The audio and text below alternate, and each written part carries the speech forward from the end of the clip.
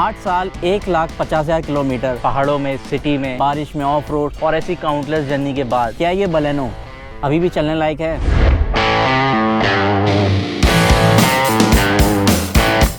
ये बलेनो 2016 का मॉडल, ये 1,50,000 किलोमीटर चल चुकी है पहाड़ों में, सिटी राइड, ऑफ रोडिंग और पता नहीं कहाँ कहाँ ले जा चुके हैं। उस बीच इसमें क्या इश्यूज आए हैं, क्या मेंटेनेंस कॉस्ट रही है, और ये सारा कुछ मैं इस वीडियो में कवर करके बताने वाला हूँ। अगर मैं अपने पर्सनल एक्सपीरियंस की बात करूँ तो इंजन परफॉर्मेंस अभी भी वैसे की वैसे ही है। पिकअप भी अच्छा है, एक्सेलरेशन भी अच्छा है, क्योंकि इसकी जो सर्विस हुई है वो सिर्फ और सिर्फ मारुति की सर्विस सेंटर से ही हुई है। अगर आप कोई भी कार मेंटेन रखते हैं तो ऑब्वियसली वो लॉन्ग लास्ट होती है। और जब मैं इसके कॉन्स के बारे में लिख रहा था तो ज़्यादा कॉन्स मुझे नज़र नहीं आए, लेकिन इसका एक बार स्विंग आर्म चेंज हुआ है, क्योंकि इतनी चलने के बाद थोड़ा सस्पेंशन में इशू आ जाता है। और जो आगे की वीडियो है मैं कुछ इस तरह बताऊंगा। पहले मैं अपने पॉजिटिव पॉइंट्स के बारे में बात कर लेता हूँ कि इतने साल चलाने के बाद मुझे क्या क्या मेरी फेवरेट चीज़ रही।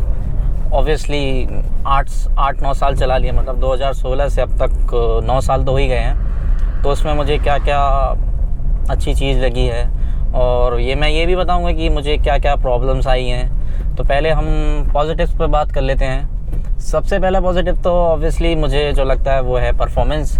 अब क्योंकि जापानीज़ इंजन है मारुति सुजुकी का, माइलेज तो अच्छा देती है और इंजन के हिसाब से इतना रिफाइन है। अभी भी एक्सीलेटर पे रिस्पॉन्स इतना अच्छा है अभी तक। अगर मैं एक्सीलेटर पूरा पंजा दबा भी दूँ ना तो वो रिस्पॉन्स आता है, वो दिखता है, वो लैग नहीं है। ऑब्वियसली रिफाइन इंजन है, कोई भी इतनी सर्विस हो गई, इतनी कहाँ कहाँ ले गए हैं इसको, तो ऐसा कोई मेजर इशू नहीं आया है इंजन पे। अभी भी वैसी की वैसी परफॉर्मेंस है। इंजन ऑयल की बात करें तो जो सेम ग्रेड जो होता है इसका, क्या कहते हैं, जो सर्विस प्रोवाइड करती है, जो कंपनी रिकमेंड करती है ग्रेड, वही इंजन ऑयल डला है इसमें। मैंने कोई और चेंज नहीं कराया है। तो उस हिसाब से इंजन ऑयल फ़िल्टर ये सब डिफ़ॉल्ट, कोई भी मैंने बाहर से काम नहीं कराया है, सिर्फ़ और सिर्फ सर्विस सेंटर से काम हुआ है इसका। तो जो इसका इंजन है वो अभी तक रिफ़ाइन है और अभी भी चलाने में मज़ा आता है। अभी मैं दूसरे गियर पे हूँ। अगर मैं पूरा पंजा दबा दूँ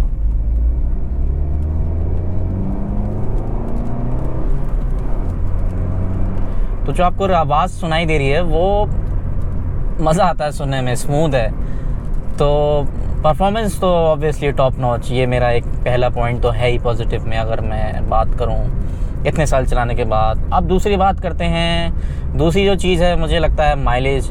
अब मारुति सुजुकी की आप देख रहे हैं जो सामने जा रही है स्विफ्ट डिज़ायर, जितनी भी ओला उबर वाली गाड़ियाँ वो सब यही लेते हैं क्योंकि ये अच्छा माइलेज देती हैं। क्योंकि अब आपको पता है ये बॉडी इतनी हल्की होती है तो इतना कुछ ज़्यादा लोड लेके नहीं चलती है। तो उस हिसाब से मारुति सुजुकी का किसी भी पूछेंगे माइलेज अच्छा होता ही होता है। तो अभी मैं स्क्रीन पे 2-3 पिक्चर डाल दूँगा तो आपको दिख जाएगा कि पहले इसकी क्या माइलेज था और अब क्या है। पहले जो नई आई थी ऑब्वियसली 17-18 का देती थी और अब जो है 15 से 14-15 इतना दे देती है। हाईवे की बात कर रहा हूँ। और अगर सिटी की बात करूँ तो 13 तक आ जाता है। अब की बात कर रहा हूँ मैं, अब क्योंकि 1,50,000 किलोमीटर चला ली है तो उस हिसाब से मुझे लगता है कि माइलेज में इतना डाउनग्रेड नहीं आया है, जो ऑब्वियसली ज़्यादातर गाड़ियों में आ जाता है। अगर आप ऑब्वियसली मेंटेन नहीं रखेंगे तो हर चीज़ जो है वो डाउनग्रेड हो जाती है। लेकिन एक बात है, इस गाड़ी का अभी तक सिंगल डिजिट में माइलेज नहीं दिखाया। अभी एरर आ रहा है, इसमें सेंसर का एरर आ रहा है। ये जाने वाली है, हम दूसरी गाड़ी ले रहे हैं, उसकी वीडियो आपको दिख जाएगी। चैनल को सब्सक्राइब कर लेना। वो कौन सी गाड़ी है जो हम एक्सचेंज करके ले रहे हैं वो सब आपको पता लग जाएगा। तो माइलेज की तो ये बात हो गई कि अच्छा माइलेज देती है। और अभी तक बलेनो ने, ये 2016 का मॉडल, मैं पहले बता दूं 2016 का मॉडल है, टॉप मॉडल अल्फा। अभी तक जो माइलेज है वो इसमें कोई दिक्कत नहीं आई है। वो मेरा फेवरेट पॉइंट है। मैं कहीं पे भी गया हूँ मुझे इतना कोई इशू नहीं आया पेट्रोल डलाने में, या ठीक है माइलेज, परफॉर्मेंस। अब हम आते हैं एक और जो मेरी फेवरेट चीज़ है इतने सालों में चलाने के बाद, जो ये है कि जब हमने ली थी तो अब ये टॉप मॉडल थी ऑब्वियसली। उस टाइम के हिसाब से इसमें ऐसे फीचर्स दे रखे थे जैसे इंजन स्टार्ट स्टॉप बटन और handle door unlock lock button, Apple CarPlay और एलईडी हेडलैम्प और एलईडी डीआरएल और ऑटो डिम मिरर और ऑटोमेटिक ओआरबीएम साइड मिरर और साउंड इसका अच्छा है, लेकिन हमने इसमें सबवूफर लगा रखा था। तो मतलब ओवरऑल फीचर की बात करें तो अभी भी आउटडेटेड नहीं लगते हैं इसको चलाने में। अब क्योंकि और भी बलेनो आ गई हैं, मतलब नए नए मॉडल की। अगर आप परफॉर्मेंस चाहते हैं, माइलेज चाहते हैं, फीचर्स आपको अच्छे खासे मिल जाते हैं इस गाड़ी में, उस हिसाब से लें तो अभी तो मतलब आप 15 साल आराम से चला सकते हैं। इसको 10 साल होने वाले हैं, तो हम चला ही रहे हैं, अभी भी चल रही है। लेकिन वही अब थोड़ा बोर हो गए हैं, तो ऑब्वियसली गाड़ी चेंज करेंगे। अब क्योंकि हमने इसको 1,50,000 किलोमीटर चलाई है, अब जो इसमें से ज़्यादा जो चली है वो हाईवे में चली है, मतलब हाईवे में ही चली है ज़्यादातर। तो उस हिसाब से हमने मैंने अकेली भी चलाई है और इसमें लोग भी बैठा के चलाए हैं, 4 लोग 5 लोग। तो उस हिसाब से इसका सीट वेयर एंड टेयर अभी भी वैसे ही का वैसे ही है। लेग रूम में कोई ज़्यादा इतना इशू नहीं है। और ड्राइविंग सीट में अगर आप बैठते हैं तो लॉन्ग ड्राइव में ऐसा थक नहीं जाते आपकी, मतलब ऐसा किसी गाड़ी में आ जाता है कि स्टिफनेस आ जाती है, इसमें मुझे नहीं लगता कुछ स्टिफनेस है ऐसा।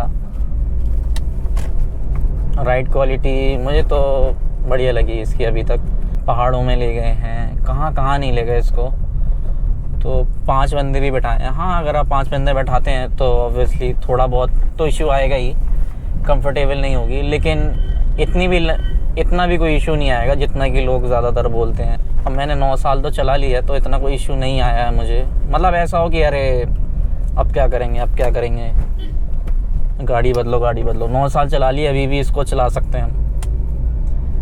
तो राइड क्वालिटी की बात करें, कंफर्टेबल की बात करें, ऐसा कोई मेजर इशू नहीं है। जो सबसे पहला जो इशू है इसका वो है बॉडी, जो बाहर की बॉडी होती है। तो मतलब मेरा कहने का मतलब ये है कि इतने साल चलाने के बाद हमने पता नहीं कितने बार डेंटिंग पेंटिंग करवाई है। कलर भी उड़ गया था। कलर भी ऑब्वियसली 2 साल बाद तो हर गाड़ी का उड़ जाता है, लेकिन इसकी जो आउटडोर प्लास्टिक की क्वालिटी है वो इतनी अच्छी नहीं है। मतलब हल्का सा भी कोई अगर टच कर दे तो डेंट पड़ जाता था और स्क्रैच पड़ जाता था। और प्लास्टिक जो आगे फेंडर है, रेयर फेंडर, और यहाँ पे बारिश होने लगी है। फ्रंट फेंडर है, जो साइड पैनल हैं इसके, वो सब प्लास्टिक हैं। मतलब मैंने कितने बार ही चेंज कराया है। इंजन कवर होता है, इंजन कवर भी टूट जाता है, सारा कुछ प्लास्टिक है। तो उस हिसाब से प्लास्टिक की क्वालिटी, मतलब बिल्ड क्वालिटी जिसे हम कहते हैं, वो इतनी अच्छी नहीं है। और जब ये 2016 का मॉडल है, अब तो खैर स्विफ्ट जो नई डिज़ायर आई है उसको ग्लोबल एनकैप ने शायद अच्छी रेटिंग दी है, लेकिन इसका आज तक कोई ग्लोबल एनकैप का टेस्ट नहीं हुआ है। तो अगर मैं बात करूं सेफ़्टी के लिए, अलग अलग गाड़ियां, हर गाड़ियां अब 5 स्टार और अच्छी खासी सेफ़्टी दे रही हैं। इसमें ऐसा कोई सेफ़्टी का इशू नहीं आया है, लेकिन वही है कि पहले से अगर बैकअप हो तो अच्छी बात है। लेकिन हाँ, ये सेफ़ गाड़ी तो नहीं है क्योंकि इसका कोई टेस्ट नहीं हुआ है। और बिल्ड क्वालिटी आपको पता ही है, कितने सारे इशू मैंने बताए हैं अभी कि इसमें प्लास्टिक में क्या क्या इशू आया है। और मैंने ढूंढा है कि और क्या नेगेटिव है इसके अलावा। बिल्ड क्वालिटी के अलावा मुझे नहीं लगता कोई इसका कोई नेगेटिव है। अभी भी अगर मैं यहाँ पे रोकूँ, आपको अगर पहले गियर पे भगा के दिखाता हूँ, वही रिस्पॉन्स है इसका, जैसे मतलब मज़ा आता है। अगर मैं पहले गियर पे डाल दूँ, अभी थोड़ा ट्रैफिक निकल जाए। और जब तक इंटीरियर की बात करो, इंटीरियर ये अगर आप देख सकते हैं, ये अभी भी इसमें पन्नी लगी हुई है। टायर तो टाइम टू टाइम चेंज होते ही हैं। और ऐसा हैंडलिंग में कोई इशू नहीं आया है, परफॉर्मेंस में कोई इशू नहीं आया, इंजन में कोई इशू नहीं आया। हाँ, सस्पेंशन में एक बार इशू आया था, क्योंकि इतने हाईवे में चलाई है, इतने लोगों को बैठा के चलाई है, तो सस्पेंशन थोड़ा बहुत दब जाता है। एक बार शायद कहीं का चेंज हुआ है, मुझे ध्यान नहीं है। और आगे का क्या हुआ वो मैंने पहले वीडियो में, मतलब आगे मैंने सब कुछ बता दिया उसके बारे में। तो अगर मैं पहले गियर पे डालूँ, फुल एक्सीलेटर दूँ,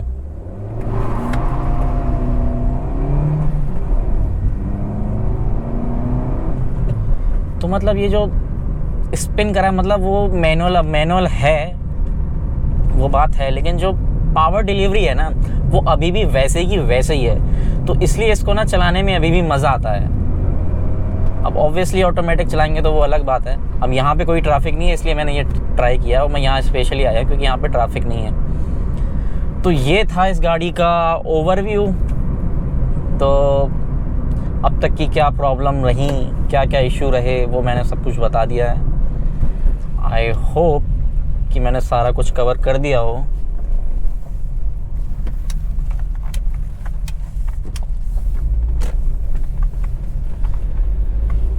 तो ये था इस वीडियो में। अब मैंने ये गाड़ी एक्सचेंज करके दूसरी गाड़ी ली है। अब वो कौन सी गाड़ी ली है वो आपको नेक्स्ट वीडियो में पता लगेगा। उसके लिए आपको चैनल को सब्सक्राइब करना पड़ेगा, इस वीडियो को लाइक करना पड़ेगा, और जो भी उस गाड़ी जो मैंने ली है इसको एक्सचेंज करके वो कितना डिस्काउंट में क्या कैसे करके सब कुछ उस वीडियो में बताने वाला हूँ। वो वीडियो आएगी, क्यों ली वो गाड़ी, क्या डिसाइड करके ली, वो सारा कुछ मैं बताऊँगा। और मैं इसको ये भी बता देता हूँ कि ये गाड़ी 1.5 लाख चल चुकी है। इसको मैंने स्पिनी में ऑक्शन कराया था तो इसका 3 लाख प्राइस आया था। अब वो मैंने कैसे बेच रहा हूँ, कैसे क्या कर रहा हूँ, सारा कुछ नेक्स्ट वीडियो में आएगा। तो आई होप ये वीडियो में आपको थोड़ा इन्फॉर्मेशन मिली हो। अगर आप बलेनो नहीं लेने की सोच रहे हैं तो परफॉर्मेंस वाइज जब भी कोई बंदा गाड़ी लेता है तो वो परफॉर्मेंस देखता है, हैंडलिंग देखता है, ब्रेक देखता है, फ़ीचर्स सबसे बाद में आते हैं, क्योंकि आजकल इंडियन मार्केट फ़ीचर देती हैं। लोग भूल जाते हैं कि फ़ीचर्स के अलावा मेन परफॉर्मेंस, माइलेज भी मैटर करता है। ये था इस वीडियो का अब तक का ओवरव्यू। आई होप इन्फॉर्मेटिव लगी हो आपको। तो हाँ, मैं इसका एक और चीज़ बता देता हूँ आपको इसके बारे में। मेंटेनेंस का कॉस्ट कितना आया, कितना खर्चा आया, वो सारा कुछ मैं बता देता हूँ, वो मैं आगे बताता हूँ। मेंटेनेंस कॉस्ट की बात करें तो 8 से 10 हज़ार तक का खर्चा आ जाता है रेगुलर सर्विस में। बाकी अगर कुछ इशू आ गया है, क्लच प्लेट या कुछ, क्लच प्लेट जैसे इसकी 12,000 तक की डली थी, और जो बाकी का इशू है वो स्विंग आर्म चेंज हुआ था, और ज़्यादा जो खर्चा आता है वो विद डेंटिंग पेंटिंग में आ जाता है, और कुछ खर्चा नहीं है। 8 से 12 हज़ार के बीच की मेंटेनेंस कॉस्ट है इसकी। अब क्या ये बलेनो अभी भी लेने लायक है? मेरे हिसाब से अभी भी एक बहुत अच्छी दिखने वाली हैचबैक है। इंजन परफॉर्मेंस काफ़ी अच्छा है, एक्सेलरेशन काफ़ी अच्छा है, और अगर आप सेकेंड हैंड लेने जाते हैं तो मैंने जो भी पॉइंट्स बताए उनको कंसीडर करते हुए आप इसको ले सकते हैं।